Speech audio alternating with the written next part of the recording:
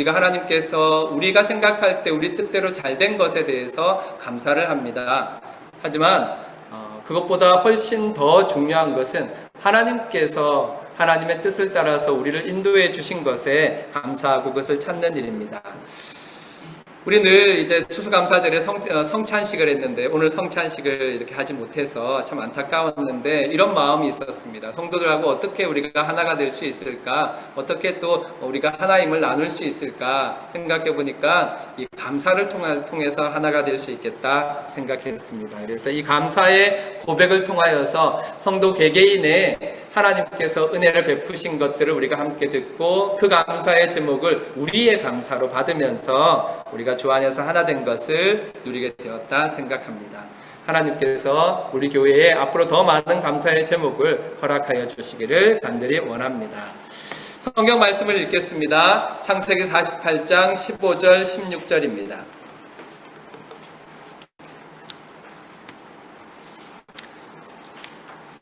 창세기 48장 15절 16절 다 같이 읽겠습니다. 시작. 그가 요셉을 위하여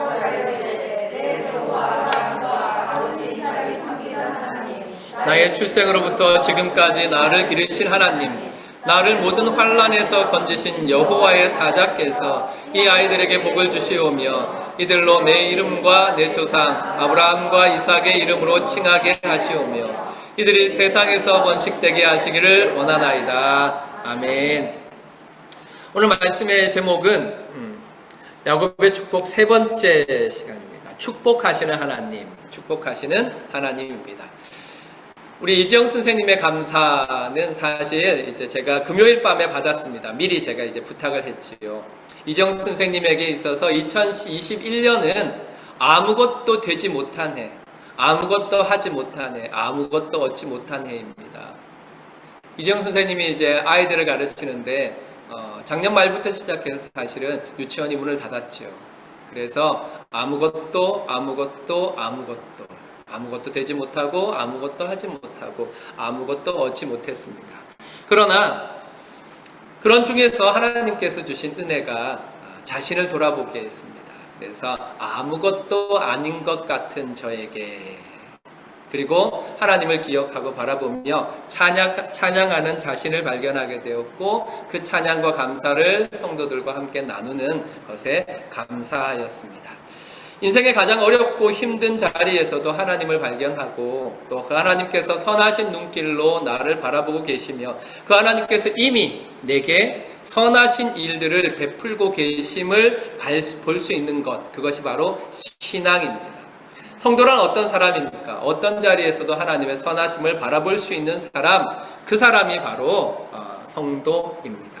그러므로 우리는 어떤 어려운 환경 속에서도 신실하신 하나님, 변함없으신 하나님, 우리를 사랑하시는 하나님을 발견하고 그 하나님을 향하여서 감사할 수 있는 사람, 그것이 바로 성도라는 사실을 기억하고 우리가 이 성도의 거룩한 사명을 이루어 가야 하겠습니다.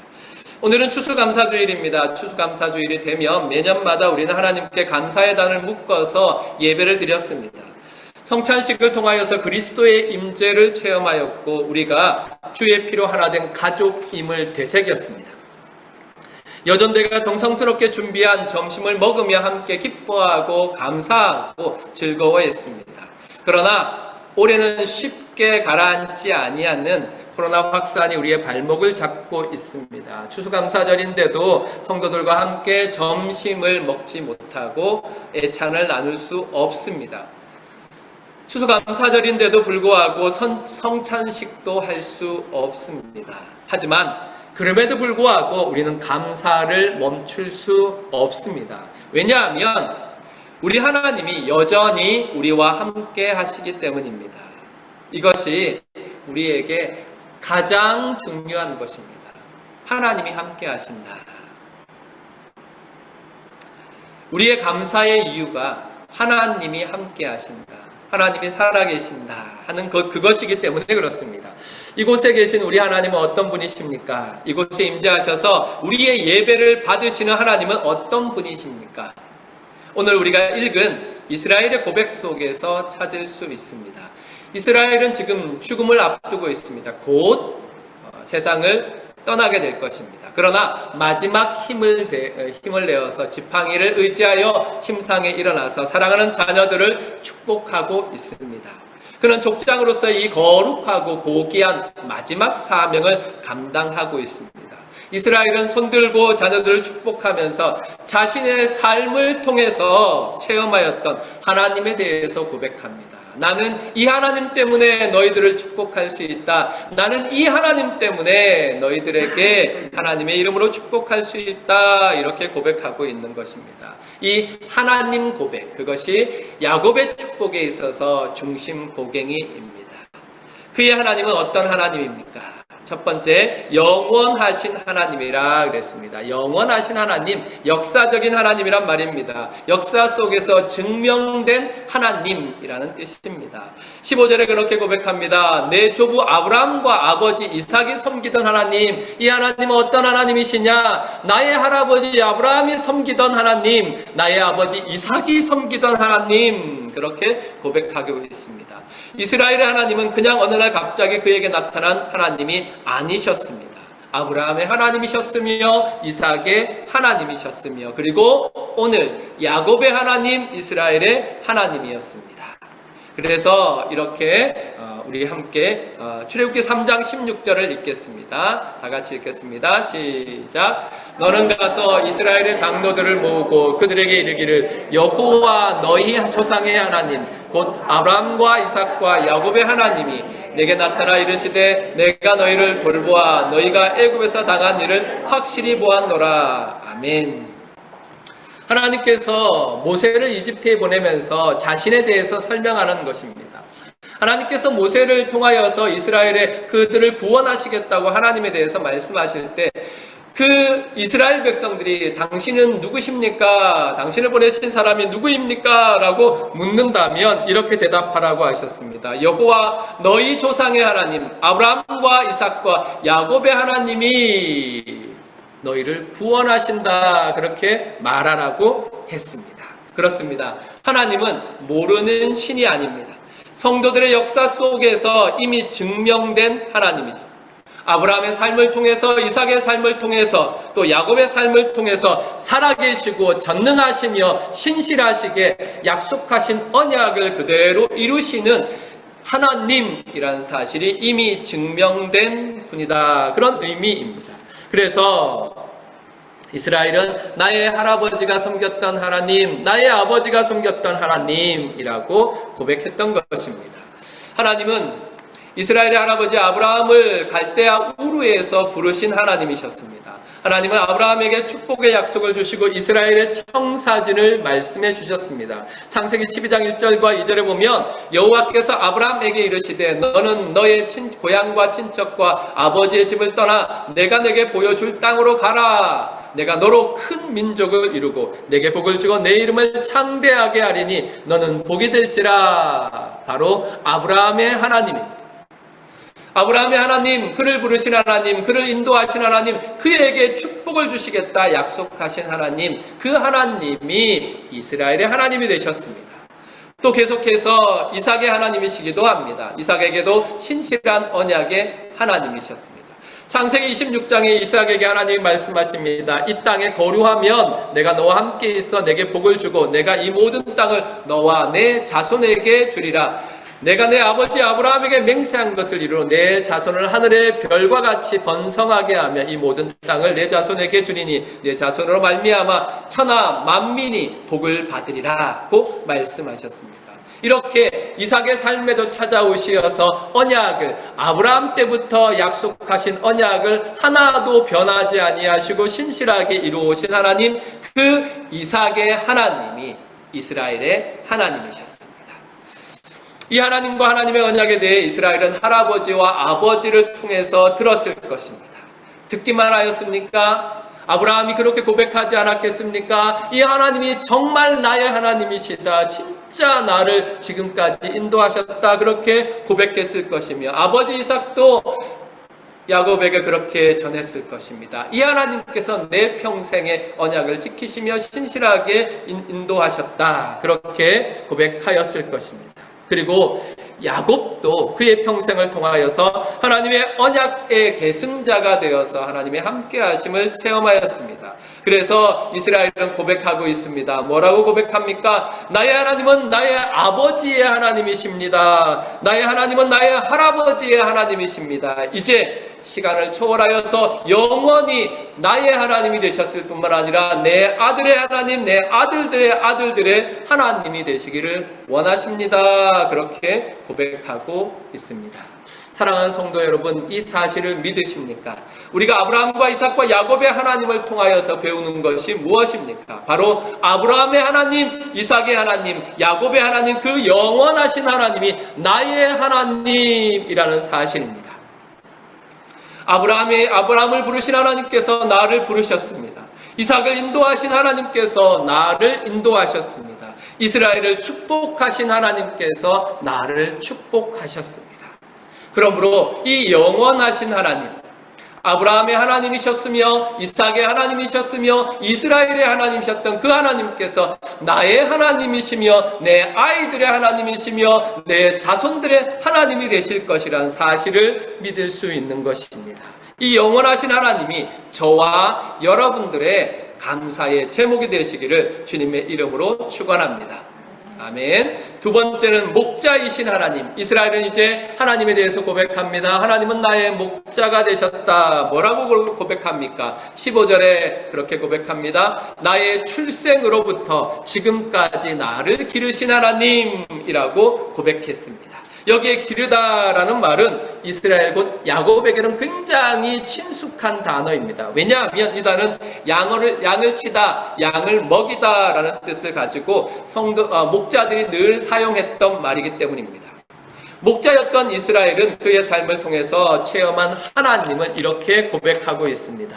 나의 출생으로부터 지금까지, 내가 태어남으로부터 지금까지 나를 기르신 하나님, 그렇게 고백했습니다. 이것은 나의 목자가 되셔서 나의 평생에 나를 먹이시고 나를 키우신 하나님이라고 고백하는 것입니다. 이스라엘은 죽음을 앞두고 있습니다. 이 죽음을 앞두고 자신의 인생을 다 돌아봅니다. 우리 그런 이야기들을 듣지 않습니까? 마지막 때가 되면 죽음의 자리에 가게 되면 일생이 주마등처럼 싹 지나간다, 그렇게 이야기 듣지 않습니까? 그런 이스라엘이 자신의 평생을 돌아보면서 깨달았습니다. 무엇입니까? 하나님께서 나의 목자가 되셔서 늘 함께 하셔서 나를 인도하셨다. 전능하신 엘로힘 하나님께서 나를 인도하셨다. 그렇게 고백하고 있습니다. 하나님께서 그 전능하심으로 이스라엘을 기르고 키우고 양육하셔서 내가 지금 이스라엘로 있다, 이렇게 고백하는 것입니다. 그의 인생이 그가 살아온 것 같지만, 내가 선택해서 내가 걸어온 것 같지만 결국은 목자가 양을 치듯이 하나님께서 자신을 신실하게 보살펴 오셨다는 사실을 깨달은 것입니다. 우리의 인생을 돌아봅시다. 우리도 야곱처럼 내가 장자의 권리와 축복을 얻기 위해 삶의 한 조각을 움켜쥐고 다른 사람의 몫을 빼앗았던 적은 없습니까? 내 몫을 빼앗기지 않겠다고 야곱처럼 야반도주한 적은 없습니까? 이제 우리에게 야곱의 관점이 아니라 이스라엘의 관점이 필요합니다. 야곱의 관점은 무엇입니까? 내가 내 삶을 책임져야 한다. 이게 야곱의 관점입니다. 나밖에 없다가 야곱의 관점입니다. 그렇다면 이스라엘 관점은 무엇입니까? 내 삶의 목자가 계시다. 내 삶의 목자가 계시다. 나를 기르시는 하나님, 나를 키우시는 하나님이 계시다. 이것이 이스라엘의 관점입니다. 그러므로 우리에게 꼭 필요한 변화는 야곱의 관점에서 이스라엘로 관점으로 바뀌는 것입니다. 내 삶을 책임지는 것이 나라고 생각하는 관점에서 내 삶의 목자가 계시다. 나를 기르시는 하나님, 나를 키우시는 하나님이 계시다 하는 이 관점의 변화가 필요합니다.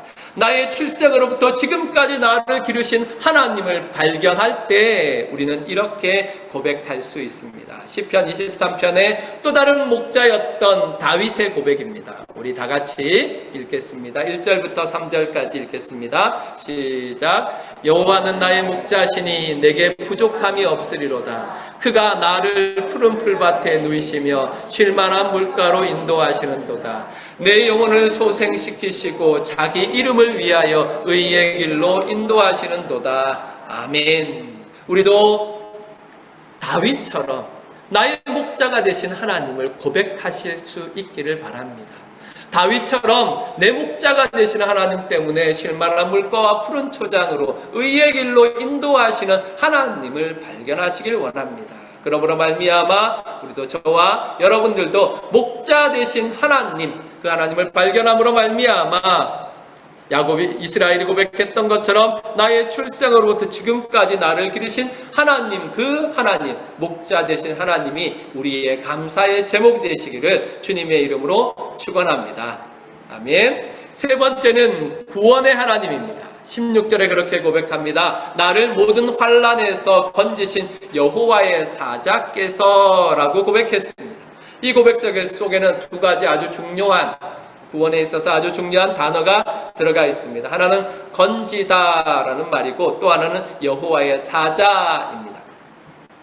먼저 건지다는 구속하다라는 뜻의 아주 유명한 단어가 사용되었습니다. 가알에서부터 나온 고엘입니다. 고엘. 네. 이 고엘이란 말은 값을 대신 주고 도로 사오는 것을 의미합니다. 구약에 그래서 고엘 제도라는 게 있었습니다. 무엇이냐 하면 이 고엘 제도는 가까운 친족 중에 어떤 사람이 어려움에 빠지고 가난하여져서 자신의 땅을 팔거나 자신을 파는 경우가 있습니다. 그럴 때 가장 가까운 친척이 돈을 지불하고 다시 사오는 제도입니다. 이것을 고엘 제도라고 하는데, 이 고엘 제도는 예수 그리스도의 구속의 사역을 가장 잘 예표하는 구약의 제도 가운데 하나입니다. 이로 말미암아 이스라엘 백성들은 가난한 자도 어려운 자도 하나님의 백성으로서의 존엄을 유지할 수 있었습니다. 무슨 말입니까? 내가 어려운 형편에 빠졌을 때, 내가 팔려갔을지라도 나의 가장 가까운 친족이 나를 대신 사줄 수 있는 겁니다. 그렇게 다시 도로 사줌으로 말미암아 하나님의 백성으로서의 땅을 지킬 수 있었고 하나님의 백성으로서의 존엄을 지킬 수 있었습니다. 이것이 바로 고엘 제도입니다. 그러므로 건졌다라는 선자가 되심을 고백하고 있는 것입니다. 모든 악한 상황에서 하나님께서 나를 구원하여 주셨다고 고백하는 것입니다. 야곱이 홀로 걸어가야만 했던 루스의 광야길, 그곳에서도 하나님께서 나를 건지셨다. 형 에서를 만나야 하는 절대절명의 야복 강가에서도 하나님께서 나를 구원하여 주셨다. 7년 대흉년 가운데에서도 하나님께서 요셉을 통하여 나를 구원하여 주셨다. 이렇게 고백하고 있는 것입니다. 그것이 바로 건지다라는 말이 갖고 있는 의미입니다. 이 은혜로 말미암아 우리도 예수 그리스도께서 우리의 죄값을 대신 치르심으로 다시 구원하여 주시는 고엘의 은혜를 입었습니다. 두 번째 단어는 여호와의 사자입니다. 이 단어는 보통 천사를 의미합니다. 그러나 야곱에게는 이 단어가 특별한 체험적 고백이 담겨 있는 단어입니다. 그러는 야복 강가에서 여호와의 사자를 직접 만났습니다. 창세기 32장에 나와 있는데요. 24절부터 30절까지의 말씀을 우리 다 같이 읽겠습니다. 시작. 야곱은 홀로 남았더니 어떤 사람이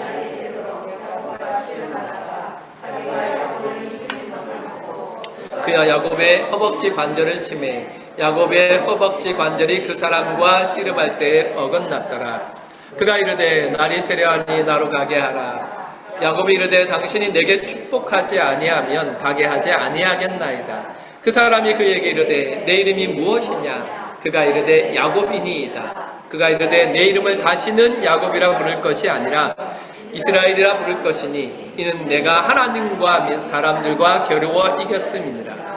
야곱이 청하여 이르되 당신의 이름을 알려주소서. 그 사람이 이르되 어찌하여 내 이름을 묻느냐 하고 거기서 야곱에게 축복한지라. 그러므로 야곱이 그곳 이름을 브니엘이라 하였으니 그가 이르기를 내가 하나님과 대면하여 보았으나 내 생명이 보존되었다 함이더라. 아멘.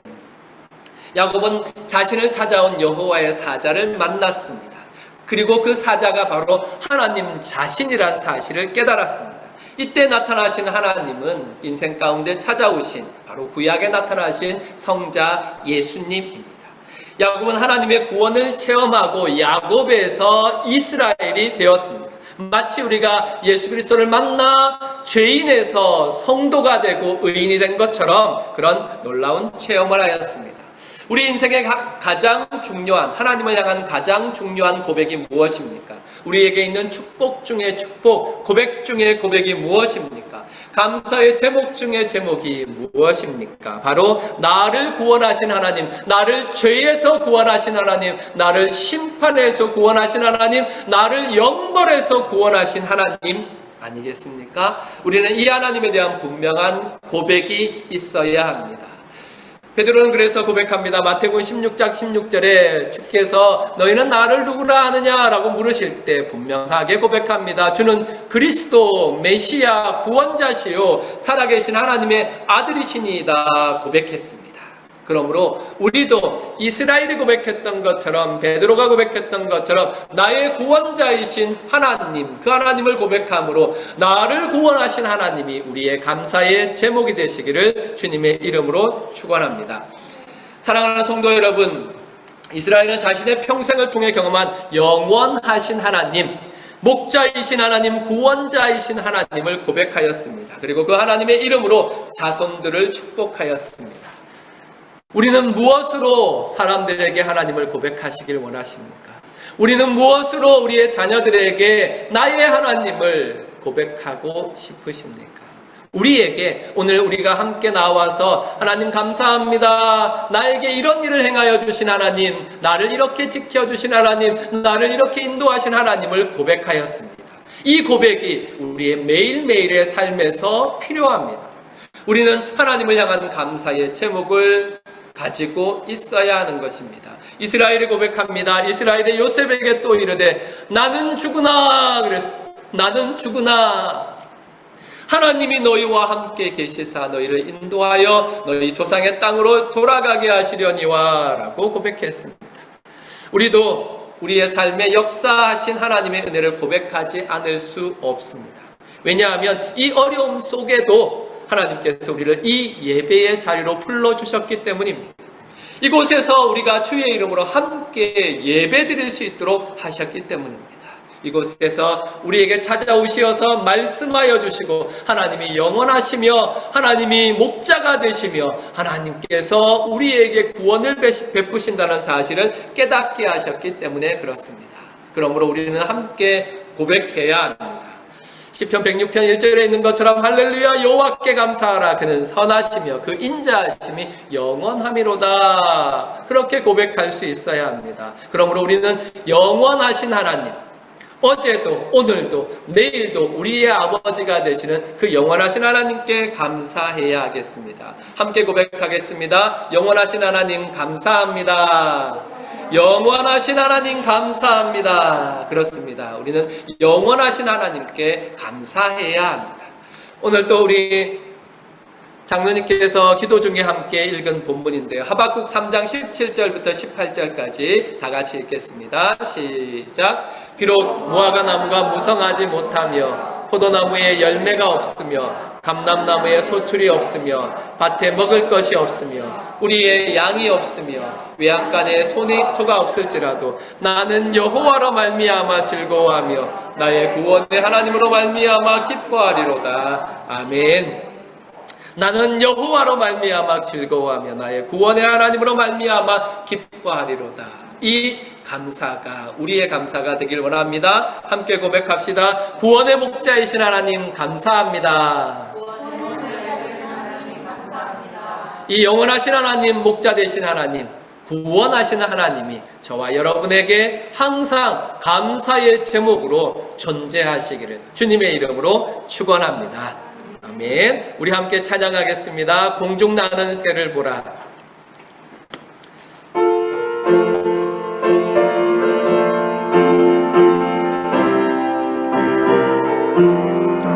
공중 나는 새를 보라. 농사하지 음식 모아 곳간 안에 드린 것이 없어도 세상 주관하는 주님 새를 먹여주시니 너희 먹을 것을 위해 근심할 것 무엇냐. 들의 백합화를 보라. 길쌈 수고 안 해도 솔로몬의 입은 옷도 입고만 못하였네. 아궁 속에 던질 풀도 깊이 지거든 사랑하는 자녀들을 입히시지 않으랴. 너희들은 세상에서 무얼 먹고 마시며 무슨 옷을 입고 살까 염려하지 말아라. 이는 이방 사람들이 간구하는 것이요 너희 하늘 아버지는 너희 쓸 것 아신다. 너희 먼저 주의 나라 그의 의를 구하면 하나님이 모든 것을 너희에게 주시리. 내일 일을 위하여서 아무 염려 말지니 내일 염려하지 말라. 오늘